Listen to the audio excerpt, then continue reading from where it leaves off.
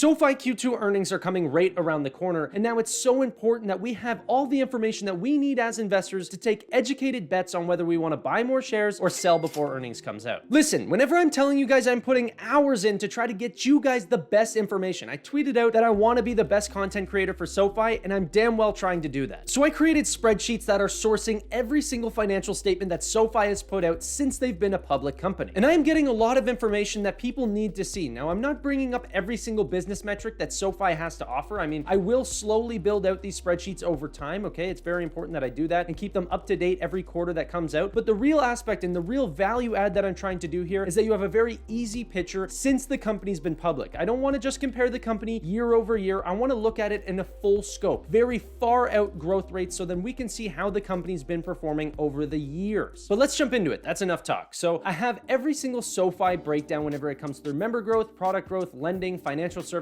and tech platforms, and then all the quarter over quarter percentages for how they've been growing. Next, I have every single product that they individually have and also the growth rates that they've had in between them. But that's just the product breakdown and the numbers on that. What I'll also go into later in this video is every single financial metric whenever it comes to their big products, okay? There's student loans, home loans, personal loans. That makes up for 75% of our revenue. And I really want to go in depth with how they actually make that money to see if we can spot any trends, okay? Then next, I wanted to look at their financial services and tech platforms to see really how the actual earnings break down, and then I can explain all the different features of that as well. So there's a lot planned for this video and hopefully a big value add if you're a serious investor into SoFi Technologies. Does it look like I slapped this all together in a couple of minutes just for the video? No, I actually did this for you guys. So if you guys could like the video and subscribe down below if you want to see more financial content just like this, and comment down below what video you guys would like to see next stock that you want me to do this sort of presentation for, and I can source all that information for you. Okay, but jumping back into it, let's actually look at some of the individual products to see if there's any things that really stick out to me, okay? So what I want to see for next quarter is their personal loans. Right now, as you can see from Q2, 2020, that the numbers were not growing that quickly, okay? We're talking about 3% quarter over quarter to today, whenever we're actually doing 7.7% quarter over quarter growth. Last quarter, that was actually projected, okay? So that's amazing because the number is even getting bigger. So it's that much harder to actually increase the amount of growth rates, but because we don't have student loans that we're able to capitalize on that as well. So very, very exciting. What I'm not so impressed with is their home loan growth, okay? I mean, it's still growing. There's nothing wrong with that. It's just,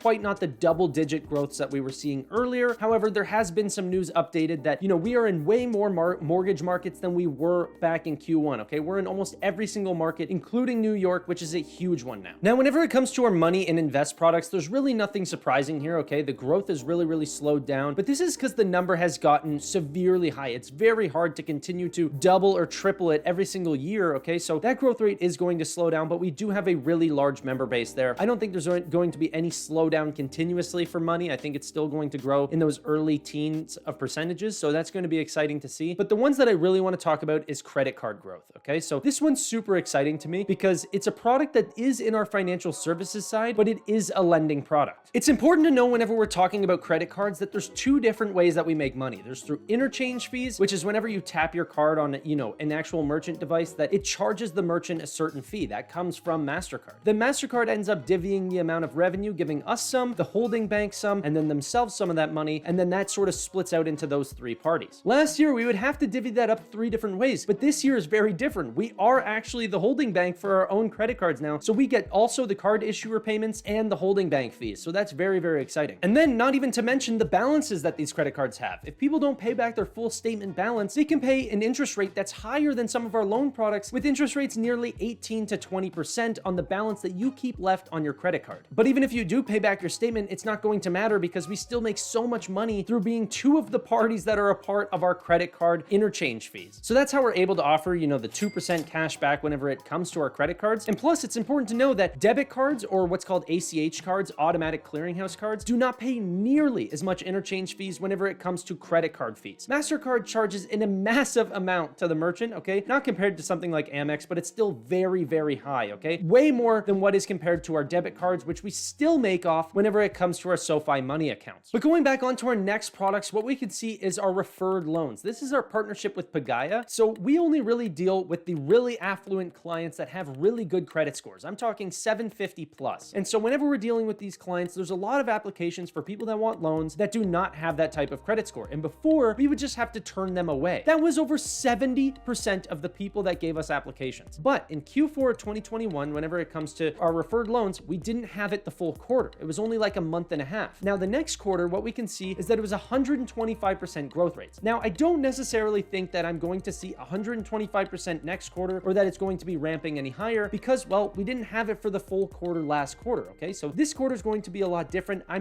If I were to take a guess, it's probably going to be somewhere in the 30%. The reason why I give it a full number, and you can call it a guesstimation if you want, but it's because we're comparing a full quarter to another full quarter. Now, 70% of our overall applications is much larger than our overall personal loan accounts. So we might see faster ramping than we did in our personal loan growth, which is very exciting, which is also growing very fast. Plus, it's a new product, so some, investors might come back to actually use that product, but I don't think it's going to be a triple-digit sort of beat this time. Whenever it comes to products like Relay, I could not care. Okay, it's a product that I'm happy that we have. It's fun to monitor credit, but it's not something that brings us any sort of revenue. In fact, it actually costs us a lot. It's like I've compared it to the Costco chicken before. Okay, it's a loss leader for us. We don't make really any money. It is fun to source that kind of data, but it's just sort of improving our overall product. But AtWork is a very exciting product in my opinion, and one that I think could lead us to huge clientele in the long run. The reason I love the AtWork clients so much is because whenever we're dealing with these enterprises that we also benefit from them growing once we have the relationship with them. As they grow, we also grow because the more, employees that they take on, those are new clients that we can also assist with on their side of the business. Now, the type of client and the products that they want from us, they're not these short-term day trading accounts where you throw $300 at and you sort of leave it. These are retirement accounts for the very long term, okay? Group products are amazing because they set a foundation for our business, right? We're gonna have these clients potentially for the next 20, 25 years. So it sets a real good revenue foundation as these people continue to automatically renew how much money they're actually putting in with us. So the finances are going to get very good on the AtWork side. Going back to it, you can also see how fast it's growing. I mean, Anthony Noto is a real salesman, so I think that the amount of enterprises that we're also dealing with might also cross-sell to Galileo and Technisys clients, right? So this could sort of deal in a whole big scheme of what SoFi is really looking at and in a full ecosystem. And that's really what I see. The big products I'm looking at are personal loans, and then we have credit cards, referred loans, and AtWork. Those are going to be the really, really exciting ones. They're not our biggest revenue ones, but it's the ones that have the most promise coming up for us and the ones that are really going to make or break next quarter, in my opinion. I want to jump over to the finance side of things now, but I want to remind you that this is not every single business metric, okay? I wanted to bring you guys the really niche things, so this is really for the serious investors that want a real good sneak peek at SoFi's earnings results, and here we go. So at the very top, we have total net revenues, okay, for every single quarter that we've had since we've been public, and then we also have the net incomes and losses for how much we've actually earned or lost in that quarter, mostly losses. Now, the total net difference, which is this nice colorful line here, is not actually to show us how much we're keeping. It's just a ratio to show us how potentially good that quarter was in terms of saving our money and actually keeping what was left over. Now, we don't get to keep much, obviously, because it's all net losses, but it is a good ratio to go after. As you can see, Q1 of 2021, abysmal quarter, but Q2 of 2020 was an outstanding quarter. That was actually a positive quarter. Very, very good. Now, as you can see, we are getting a little bit better near the more, recent quarters, 66.6% as compared to Q4. I sure hope it's better than 66.6%. That's going to be the real teller of how the stock actually performs, is the top and bottom lines. Next, I want to go over all their loan products. These are their big products. Now, this, I understand, is a statistics overload, okay? It's not to be looked at once. Come back, watch the video a later time, or download the spreadsheet. I don't know how I'm going to distribute it just yet. I haven't quite thought about that, so to be continued. But let's actually just go ahead. I'm going to switch over here so then we can see more of the closer term to where this actually is. This is the present. This is back in, Q2 2020. So whenever we look at student loans, I've sourced every single FICO score for we have on home loans, personal loans, student loans, all the way out till now. What you'll see is a normal trend of the FICO scores going down, okay? They're going down quarter over quarter because obviously like 776 credit score is insanely high, okay? So if we want to continue to up our amount of, member growth and continue to grow at that clip that we've been growing at, it's going to be very hard to hold that. And I mean, for student loans we have, but that's honestly because like we haven't really been taking on a lot of new members. Whenever it comes to home loans and personal loans, the numbers are dropping off, okay? And that's okay. 750 is still amazing. 746, that's still amazing. That can go all the way down to 700 before I even blink an eye. Okay, so the next part that I want to talk about are these interest rate earns, okay? So as you can see, student loans, it's very weird because we are continuously dropping off clients. It's not a good product. So I really want to talk about home loans, okay? As you can see, the interest rates, this is simply just showing sort of what macro environment that we're in today. So as you can see in Q2, it's going to be much higher simply because that's just the environment that we're in, okay? But these personal loans are so high. 11% interest rates are what we're charging on our average loan. That's just incredible. Okay, now if we can talk about the personal loans for a second, we'll just go in this specific category so then we don't have to keep bouncing around between all of them, because this is the one that I think is by far the coolest. But whenever we're actually looking at this interest income recognized, okay, then this is all official data that they've given,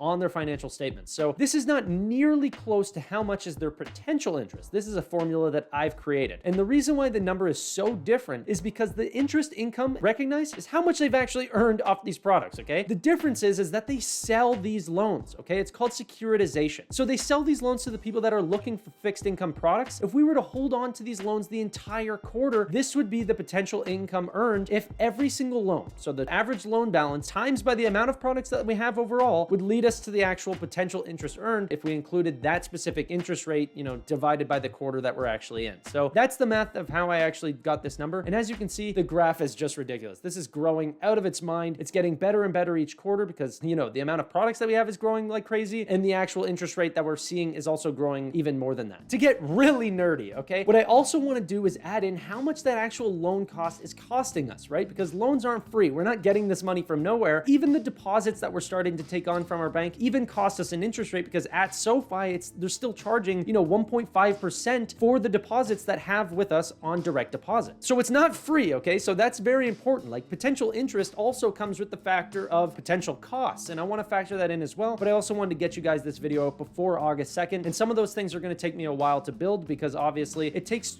quite a long time to actually source this information all the way back from Q2 of 2020. I mean, all of this does not take no time at all. It's actually quite lengthy. So I hope you guys appreciate and like this video. The next part I want to talk about is their financial services side, okay? This is so important because a lot of people don't even really understand the breakdown of how we make money through our financial services side. Like, if we charge no commissions, how do we make money? So first off, we have referrals, okay? This is an amount that's actually paid to us by large enterprise clients that actually offer us referrals if we can get our clients to sign up for their products, okay? Very, very interesting. I honestly didn't even really know that we did this. And it's a huge moneymaker for our financial services side. And then next we have our brokerage fees, okay? Most people know what this is, but just in case you don't, this is more of like our payment for order flow. That's actually, selling people's data on the stocks that they actually are purchasing, selling them to large enterprises so then they can sort of see the, the trends of how people are trading, and then they can make large bets on that. But that's the exact same thing that Robinhood does, even though they get tons of hate on it. SoFi does it as well, and no one seems to bat an eye. I don't personally mind. It's a lot,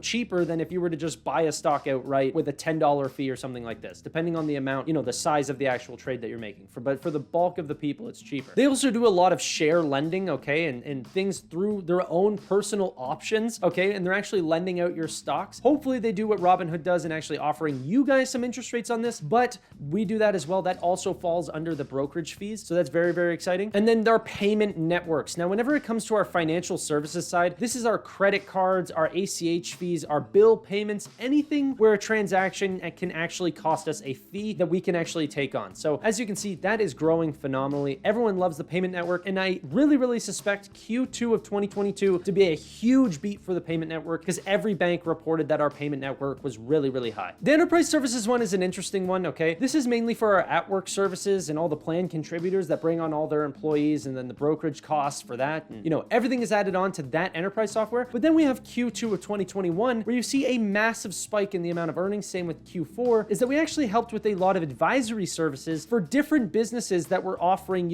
earnings per share. And then we got, a rate based on the actual success rate of how well their quarter did. I don't quite understand it, but it was an amazing success and brought in a lot more money than was expected from the rest of the other quarters that we actually did that for. Okay, for the next part, I really want to look at this technology platform side because it is so important and so insightful, okay? Everything that I've been talking about before is coming to fruition, and I think we're going to see another big thing whenever this comes to Q2. So make sure you guys stick around for that whenever the actual quarter comes out. But payment networks, this is what I want to talk about before we get into software licenses and Technesis adding a little bit. Let's talk about payment networks. Whenever we go back and look at the actual amount of growth, this is the great thing about this spreadsheet, having it all together. We had 36 million accounts whenever it came to the how many people were on here. Then up to 110 million. Going back to the finances, this should actually say that it's in the thousands, but it was at 236 $100,000 back when we had 36 million people, then to today, it's at 178,000, even though we have 110 million. What happened?